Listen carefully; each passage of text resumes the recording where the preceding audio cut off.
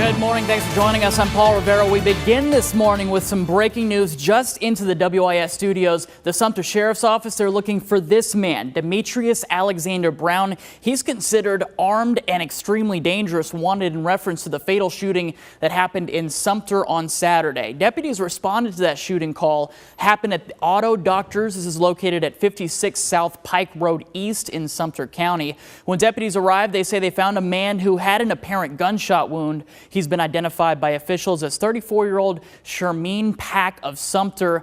Pack was taken to a hospital where he was pronounced dead. Witnesses at the scene said a shooter drove up and they did not hear an argument, but moments later they heard at least one gunshot and the shooter ran off. I'm going to go ahead and show you his picture once again. Deputies looking for Demetrius Alexander Brown. Considered armed and extremely dangerous, authorities ask you to not approach him, but call 911, the Sumter County Sheriff's Office, or Crime Stoppers. If you have any information, know where he might be. That number, 1-888-CRIME-SC. As always, we'll be sure to keep you updated on this on air and online on our free WIS News app. Let's go ahead and head over to Columbia right now. Police are still trying to track down a suspect connected to a home burglary and murder in the Rosewood neighborhood. The coroner says 56-year-old Joan Staub died from blunt force trauma to the upper body. That woman's roommate found her unresponsive at their home on Huntington Avenue. Call Crime Stoppers 1-888-CRIME-SC if you know any information about this crime. Over on Gervais Street, Columbia fire officials responded to a call around 9:30 when two unoccupied homes caught on fire. That area was closed to traffic over at Hardin Street as crews battled that fire. Take a look at this video right here. It was sent to us by a viewer. You can see those flames shooting in the air. After some time, that fire was under control. Here's some aftermath video from Columbia Fire's Twitter. Thankfully, no one was hurt during that fire. Switching gears now to the forecast. It's going to be another warm day around the capital city. More showers and storms, though, on the horizon. Meteorologist Kevin Arnone, he has more on what you can expect as you head out today. Good morning to you, Kevin. Looking good now, but maybe some things could change later on, right? Yeah, Paul, good morning to you. Good morning to everyone at home. If you look outside your window right now, not bad at all. It's actually really, it is humid out there, but a beautiful start to the day with plenty of sunshine. But things will be changing as we go through the day today, especially the eastern parts of our viewing area closer to 95. And the reason for that is we have that front that's sliding through actually right now, and it's going to stall out and bring us a better chance for some slow-moving storms as we go through the late afternoon into the evening. Now, lightning certainly a possibility, as well as that heavy rain, and since they are slow-moving, minor flooding certainly possible. Nothing out there right now. Satellite radar view, it is quiet. Just blue skies, but the humidity certainly much higher than what we did see yesterday. Let me take the perspective out, and you can kind of see the cloud cover right now. That's where your front is going to continue to slide through. No moisture from it just yet. That comes later on today when it gets a little bit more of a southerly flow and they kind of two things actually meet up. Let's show you here with the futurecast. We're quiet right through midday, quiet right through the afternoon, but it's after 3-4 o'clock when we start to see those showers and storms pop up closer to 95 parts of Calhoun County over towards Orangeburg County. Again, I think that's where the bullseye area is going to be as we go through the day today. And again, an isolated shower or two certainly possible as we go through the afternoon into the evening. Paul, when I come back, we have a much better looking forecast in that First Alert 7-day. We'll have that coming up. Over to you. All right. Thank you, Kevin. And top stories this morning around the country. Police are investigating after a woman was found dead. This was in southeast Houston. It's an incident that includes a message on the social media site Snapchat being sent before police arrived to that location. The Houston Police Department, they responded to that call and found the woman stabbed to death on the floor. Investigators said that the social media post alerted the suspect's friend that something was wrong. He has a friend who received a Snapchat message from the suspect saying, "I done something wrong, I'm sorry," and he was covered with blood.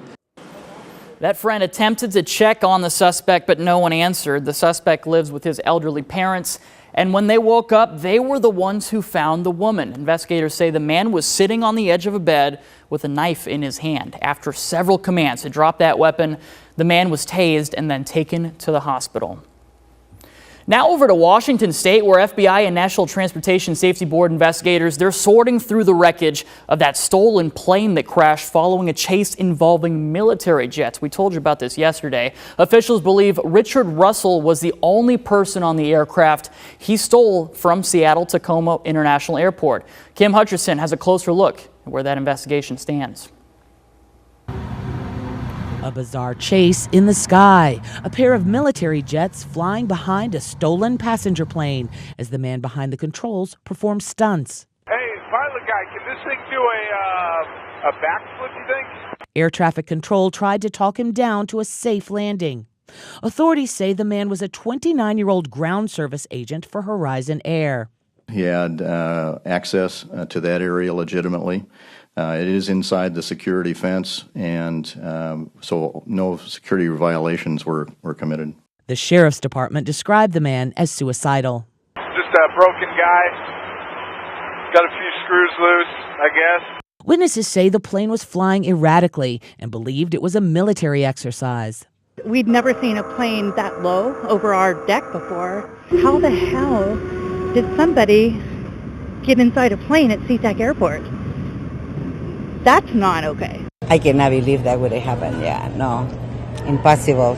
The chase came to a fiery end when the plane nosedived and crashed in a wooded area about 25 miles south of SeaTac. Authorities believe the pilot was the only victim. We're lucky that it, went on a very unpopulated island. Investigators now combing the wreckage looking for clues. The incident is raising a lot of security concerns. No one knew what his intentions were. He could have easily turned north and gone to downtown Seattle. He could have caused, countless deaths on the ground. I'm Kim Hutcherson reporting. So that incident shut down SeaTac Airport for several hours and delayed dozens of flights, but operations right now are back to normal. Over to the East Coast now. Police say a school bus overturned on the New Jersey Turnpike after a hit-and-run crash. You're looking at video from the scene here. Happened Saturday on the northbound lanes of the Turnpike in East Brunswick. New Jersey State Police say the bus was carrying families returning from a picnic and was not a school-related event. 42 people, both adults and children, were taken to an area hospital for treatment. None of those injuries are believed to be life-threatening. Well, looking ahead, changes are coming to some area codes in your state. Numbering Plan Administrator Newstar has announced that an additional area code of 839 has been assigned to overlay the existing 803, which includes much of the Midlands. This is a look right here at current coverage areas. The move is to meet the growing need of customers. Existing 803 customers, keep in mind, you will not be affected, but we'll have to wait a little bit to see this change. It won't go into effect until the second quarter of 2020. But here's something we won't have to wait long for. Some traffic delays you could experience starting tomorrow. Listen up here. This is for drivers on the inbound lanes of Bull Street, which means you'll be coming from SC 277. Delays are expected between the intersection at Victoria and Franklin Streets. You're encouraged to just leave home early and plan for any detours. Also, if you're heading downtown today, if you use the Lady Street parking deck, it will remain closed today. It's going to be closed for maintenance. You're encouraged to park at a metered parking space or at the parking deck facility that is located at 1100 Washington Street. Well, right now, a heads up for drivers on the roads. Lexington County deputies, they will be out patrolling these roads you see right here listed on your screen. Deputies say they're cracking down on speeders, those driving under the influence, and those not wearing seat belts. Deputies say these patrols will be in place over the next few days. Lexington County, they're among the counties with the highest amount of road deaths in the state. Well, still to come, lizards, snakes, and reptiles. We'll take a closer look at the Repticon exhibit and when you and your family can attend the events. Plus, keep that umbrella close. We're expecting some showers later today. Meteorologist Kevin Arnone, he's going to have an update on your First Alert forecast. All of that when we come back.